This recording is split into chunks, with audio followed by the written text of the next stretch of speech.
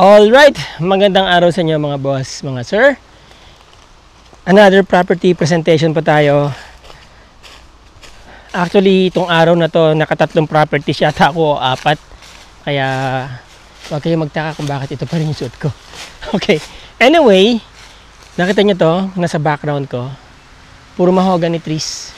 Tapos, nakabakod na yung buong property. 8,164 po ang square meters total area, or 8,164 square meters po ang total area nitong property. Fully fenced, concrete, ano po, about 10 feet yung kanyang bakod. Andito tayo sa likod ngayon ng property. Okay, mamaya titignan natin, lalabas ako. Ito kasi kalsada, ito nasa side na yan, dire-diretso. Tapos kalsada din yun nasa harap, corner lot. Alright, now nasa likod ako nitong property para papunta tayo dun sa harap. Puro mahogany trees po dito, ayan oh. Ang ganda. Very ideal na gawin po itong resort kasi few meters from here, mula dyan sa kalsada na yan, yung susunod na kanto, coastal area na po. Nandyan yung mga magagandang mga beach resorts. Okay, dito po sa Cabangan, Zambales. Medyo malapad po yung property, Ilalagay ko na lang po sa description yung kanyang lapad at yung kanyang haba. Hingi po tayo ng lot plan nito. So, puro mahoganis pa rin dito sa side na to. Yan.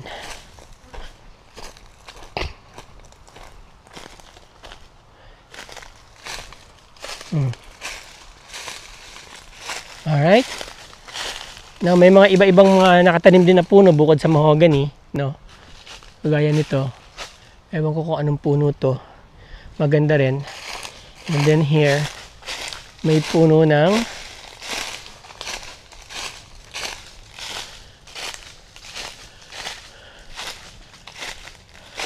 punong gubat. Yan. Tapos mayroong isang diretsong puno dito. Well, hindi ko po ma-determine kung anong mga puno yan. Yung natataniman po nitong puno na to, itong area na to, mga nasa po ito, nasa 2,000 to 2,500 square meters. Po. Mula dun sa bakod na yon hanggang dito. Okay. So, itong mga bakod niya, dito sa side na to, naka-reinforced. Ayan, no? May mga ganyan. Yung ibang lugar. Okay. Yan. Tapos ito naman pong walang nakatanim, mga nasa 1,000 or 1,500 square meters po ito. Itong area na to. And then the rest, mga 5,000 square meters po. Kamatsili po ito, puno ng kamatsili. Okay? Tapos dito, mga mahoganis pa rin. Mahogany trees, and then may mga mangga. Maganda property. Tinawiran nga lang. Siguro kaya walang puno dito kasi tinawiran nga ng kuryente. Yun. Alright. Now, may mga ilang structures dito, kagaya nito. Maganda yung property, mga boss, mga sir, ha? Malapit lang po ito sa National Highway. About 5 minutes to 8 minutes drive na sa National Highway na kayo. Malapit din sa coastal area kasi nga po ang Cabangan is coastal area. Okay? Boss, ano to? Ano to? Storage? Generator? Okay. Source ng tubig. Yan. Okay, pwede nyo rin gawin tong generator room, no? Yan. Maluwag ang property, mga boss, mga ma'am, mga sir. At nakabakod po lahat, ha. Oo. Very secured. And then here, may kabana dito.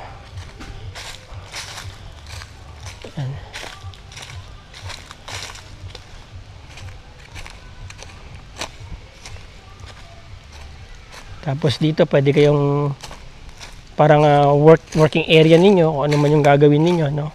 Yan, no?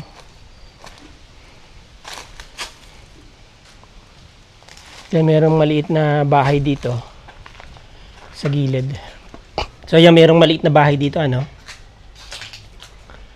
Hindi na po tayo papasok sa loob, pero sabi sa akin naka-tiles daw to. Hindi, tignan natin kung pwede tayong pumasok. Tignan niyo yung pintuan niya, parang gate. Nakalak. Anyway, naka-tiles daw po yung loob niyan. Wala siyang CR, parang isang buong kwarto lang siya. Okay, and then may kawayan dun sa corner. And then meron pong bahay dito. Yan. Yun.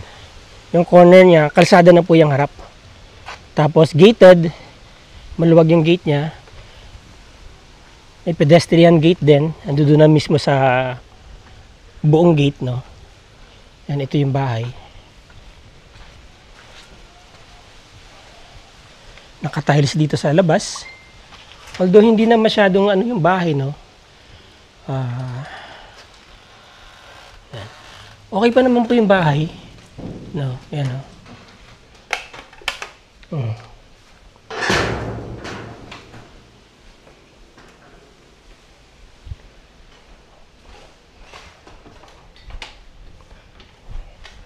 May salamin dito. Tapos yan, kwarto na. Parang ano siya, no? Parang bachelor's pad. Kusina, dining area na. Alright? Ito yung back door siguro to. Okay. Tapos, ito may pintuan din dito, leading din sa kwarto. Yan. Nakalak. Tanong na lang natin kung ilang rooms to. Yan. Not much about the house. Ang value pa talaga dito na pinag-uusapan yung value ng property at saka yung location niya. Yan.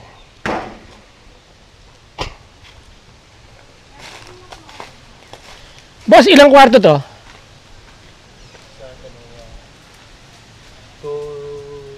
Two bedrooms, tapos ilang may CR sa loob? Isa lang po. Isa lang, okay. Common CR, ayun, may mga common CR. Yun, at ano yun, pump room. Nandun yung mga tangke. At tapos yun, common CR. Yan, tapos dito may structure na hindi natapos. Yan. Oo. Isang bahay pa sana yan, oh. Okay, now may mga tanim na nyog, ano po, yan, oh. At maraming mahoganis, sabi ko nga. Oh. Alright. Yan. Tapos ito po yung security nila dito. Yan. Walang ginawa kundi mag-cellphone. Alright, now check po natin yung sa labas, ano, para makita nyo lang na very nice ang location po nitong property. Ayan. So ayan yung gate nya, no. Steel gate. Kalsada. Ito, papunta na po yan. Mayroon din po nga papunta yan sa National Highway. Pag kumanan kayo, about few meters from here, walking distance nga, about 10 minutes to 15 minutes walk, nandyan na po kayo sa coastal area ng Kabanggan, kung saan nandyan yung mga magagandang resort. Ito, meron din po yung access papunta sa National Highway, about 5 minutes drive. Yung corner na yan. As you see, sementado po, ano, concrete road, malapad, at yun nga kako, nakabakod yung property. Alright?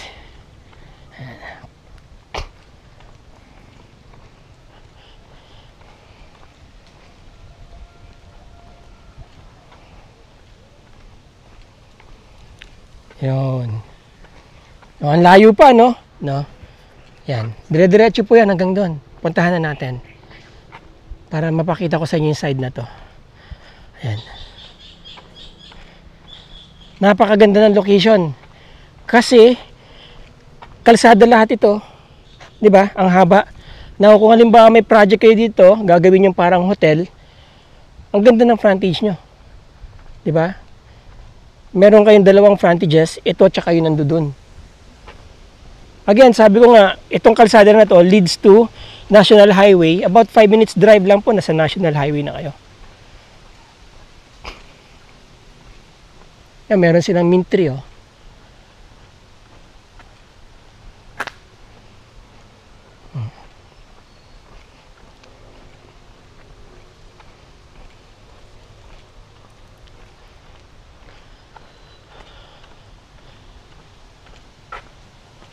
Balete.